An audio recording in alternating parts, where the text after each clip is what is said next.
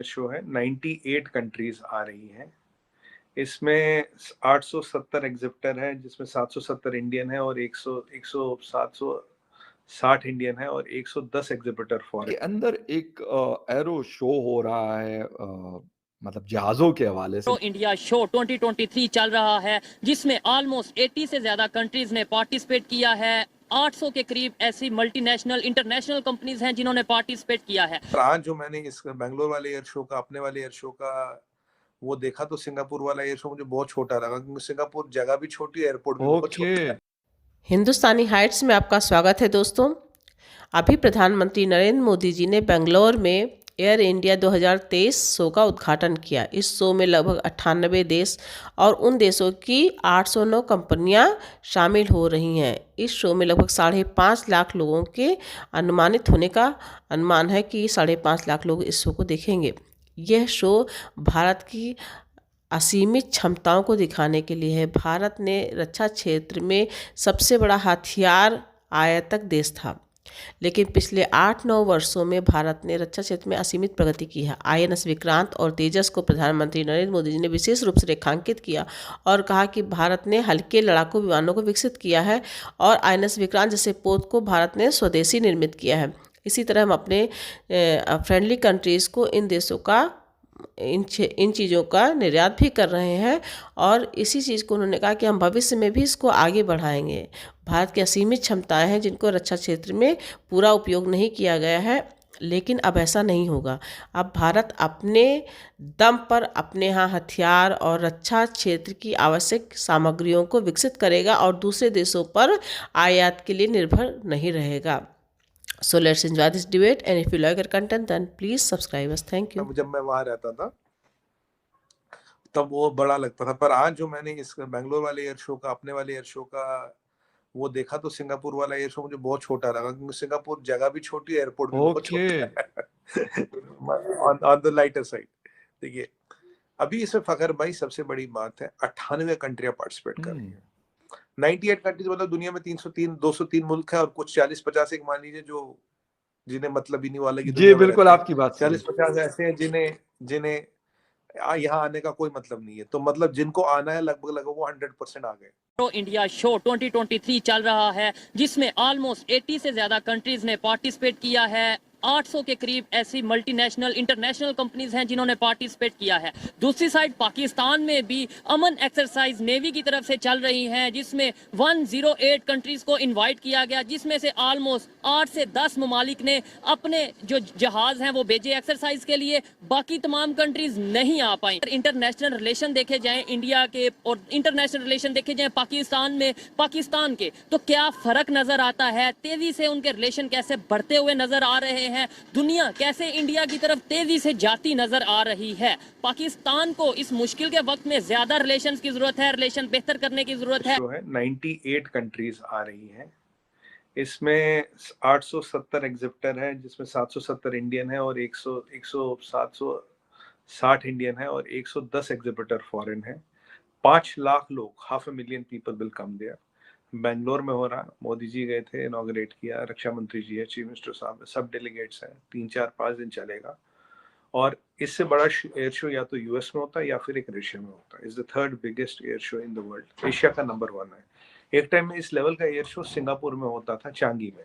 Changi air show बड़ा famous होता था। मैं उन दिनों सिंगापुर रहता था तो मैंने भी देखा था ये सब, तो हमने पार्टिसिपेट भी किया था। बट तब ये, और उसके सामने अगर आज मैं इसका स्टैचर देखूं, उसके सामने वो एयर शो बहुत छोटा लगता है। बहुत छोटी जगह, बहुत बहुत छोटा एयर शो है। इसमें सारे बड़े मैन्युफैक्चरर हैं। आपको तो कल पता लग गया होगा, कल हमने 250 जहाजों का ऑर्डर बोइंग को दे दिया, 250 का एयरबस को दे दिया, एयर इंडिया ने ऑलमोस्ट डन है। और 1500 जहाजों का ऑर्डर हम और देंगे। 500 जहाजों का ऑर्डर दे दिया, बाकी एयरलाइन मिला के जो एस्टिमेट आया 1500 जहाजों का ऑर्डर और दे रही है। तो करीब 10 बिलियन का कल चला गया, तो ये मान लीजिए करीब 30 बिलियन का और जाएगा। यहाँ अब की बात जो HAL ने है, अपनी जो नया अटैक हेलीकॉप्टर और जो अपनी इंजन है उसको डेमोन्स्ट्रेट किया है और अपनी कैपेबिलिटी की है। HAL के पास बात करें तो करीब 7 से 10 बिलियन डॉलर की तो ऑर्डर बुक है चीमा साहब। 7 साल 8 साल उनके हैंड्स आर कंप्लीटली फुल। अभी आपको ये भी पता होगा, बेंगलोर में ही एशिया का सबसे बड़ा हेलीकॉप्टर बनाने का कारखाना भी लगा, जिसकी कैपेसिटी 1000 है। तो ये जो, और अब हम एमआरओ यहाँ ला रहे हैं, मेंटेनेंस ऑपरेशन रिपेयर और मेंटेनेंस रिपेयर ऑपरेशन से ओवरऑल जो कहना चाहे, जिसमें passenger to cargo converter, cargo to passenger converter, ये सब होते। पहले ट्रेडिशनल बिजनेस सिंगापुर में होता था। तो India as aviation hub, India as destination, MRO destination, India as capable hub. तो मैन्युफैक्चरिंग हो, एमआरओ हो या हब हो, हम सारे यहाँ ला रहे हैं। एयरपोर्ट हमने डबल कर दिए पिछले 7 सालों में जो इंडिया में, और अभी हम इनको 3-4 गुना ला रहे हैं। अभी आपको एक चीज बताऊं, आपने सुना होगा ग्रेटर नोएडा में एक एयरपोर्ट बन रहा है। To give an idea what we are doing, which is the Asia's biggest carbon neutral airport, biggest in the Asia, Heathrow से बड़ा एयरपोर्ट होगा ये। इसमें एक सिटी बनेगी Yamuna city. Yamuna city will be 2 times Delhi and 4 times the Gurgaon. ये is a part of it, integrated city is a part of that airport. तो settle का डेवलपमेंट हो रहा है, और धीरे धीरे हमारा जो 2 एयरक्राफ्ट है जो 32 सीटर 72 सीटर का है, उसका भी डिजाइन अप एंड रनिंग है। और by I think next 4-5 years will have our own this छोटे जहाज। और अभी जो हमारा जो करीब आज से 7-8-10 साल पहले 4000 हमारा चार्टर्ड प्लेन की डिमांड होती थी, जो बढ़ के 4 million हो गई है। तो we will be soon not importing those छोटा डगलस डोनिया टाइप जो जहाज होते हैं, सिस्ना टाइप, उनको इम्पोर्ट ना करके सारे इंडिया में बना लेंगे, और 72 सीटर तक भी इंडिया में बनाना है। अब फोकस है कमर्शियल जहाज बनाना। और हमारा LCH तो आप तो जानते हैं, तेजस आ गया, मैक 2 पे काम चल रहा है, एमका पे काम शुरू होगा, जो उसका अगला वेरिएंट है। एमका की ऑलरेडी बड़े वर्ल्ड में डिमांड है, M2 की भी डिमांड है। अभी हमने तेजस को एयरक्राफ्ट कैरियर पर लैंड करवाया, और उनके लिए हम इंडियन नेवी के लिए एक स्पेशल वर्जन बना रहे हैं, which will be only for aircraft carriers.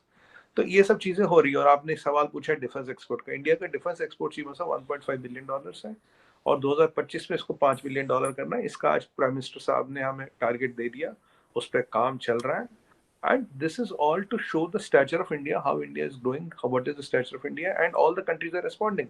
जब हमने डिफेंस एक्सपो किया था, पूरा अफ्रीका यहाँ था, आज 98 कंट्री यहाँ थी। दुनिया में देखिए, दुनिया में 203 कंट्री है, कुछ 40-50 तो ऐसी जो कस्टमर है ही नहीं, 40-50 ऐसी है जो who do not matter, but anybody who matters and who is matter is almost here, 100 odd countries in a year show। और चाइनीज इसमें और F-35 पाकिस्तानी आया हैं, चाइनीज और पाकिस्तानी इनवाइटेड है कि नहीं, सुमन भाई वो पता है? इनवाइटेड तो सब है। अब जिसका दिल खुला आ जाए, हमने मना थोड़ी किया। देखिए, हम आगे से अमन कर रहे हैं, अमन एक्सरसाइज में तो पाकिस्तान भी है ना, to best of my knowledge. तो हमने तो हम देखिए, हम है वासुदेव कुटुंबकम, हमारे लोग, हमारे दिल खुलने चाहिए। मतलब हम मना नहीं करते किसी को, अब खुद ही नहीं आना चाहे। देखिए, एससीओ में बुलावल भुट्टो को बुलाया, वो अभी उन्होंने कोई जवाब नहीं दिया।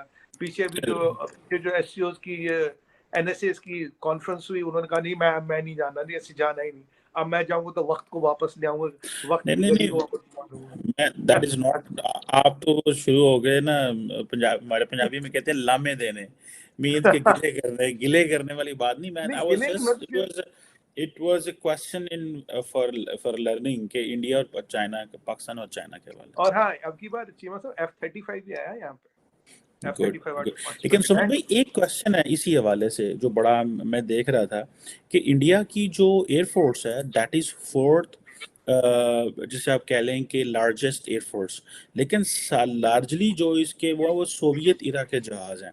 सो ये जो आपने बात की है कि आप एयरबस को लेट से 500 और बोइंग को जहाज़ों के ऑर्डर दे रहे हैं, जो कि ऑब्वियसली मैं देख रहा था तकरीबन $100 बिलियन का खाता, मतलब this is not something small. ये जो सोवियत इरा की जो फ्लीट है, एयरफोर्स है, आप समझते हैं उसको भी बदलने के लिए प्लान्स मौजूद हैं, या कि क्योंकि इंडियन एयरफोर्स 4थी बड़ी एयरफोर्स है दुनिया की, लेकिन वो उस पे जो आता ही है कि वो उसकी क्रेडिबिलिटी नहीं है, जहाज गिर गुर जाते हैं, जिनको आई थिंक फ्लाइंग कॉफिन्स कहते हैं, इस तरह करके। सो ये उसको बदला जा रहा है, उस पे क्या काम हुआ, वो भी उस वाले से भी ये है, क्योंकि सुना मिलिट्री है ये एयर शो, लेकिन मिलिट्री डोमिनेट करेगी। देखिए जी, मतलब ये आपने अच्छा सवाल पूछा। पहले मैं आपको बताऊं, जो WDMMA रेटिंग देता है, जो वर्ल्ड की मोस्ट ऑथेंटिक रेटिंग एजेंसी है, अभी उसकी रेटिंग आई थी 2022 के एंड में। हमने बात भी की थी शायद आपसे या किसी और पे, पाकिस्तान मीडिया पे ही। हमारी रेटिंग नंबर 3rd है वर्ल्ड में। We are rated higher than Chinese force, because China में J8 और J12 सारा भरा पड़ा है। माइनस दैट सुखोई है, थोड़ा वो जैगुआर है, जो अगले साल उनको रिटायर करना है, और थोड़ा सा मिराज बड़ा पड़ा। Mine is all full of J8 and J12, जो MiG 21 की पायरेटेड कॉपी है। तो अब मैं उस पर आता हूँ। हमारे यहाँ जो अभी फ्लीट है, और अभी हम करीब 125 नए जहाज जो ले रहे हैं, 4th जनरेशन के, I am not very sure on that. उनका टेंडर जो $25 बिलियन का वो भी चल रहा है। राफेल एम फाइनल हो गया और हमारा एम का बन रहा है, तेजस मार्क 2 बन रहा है।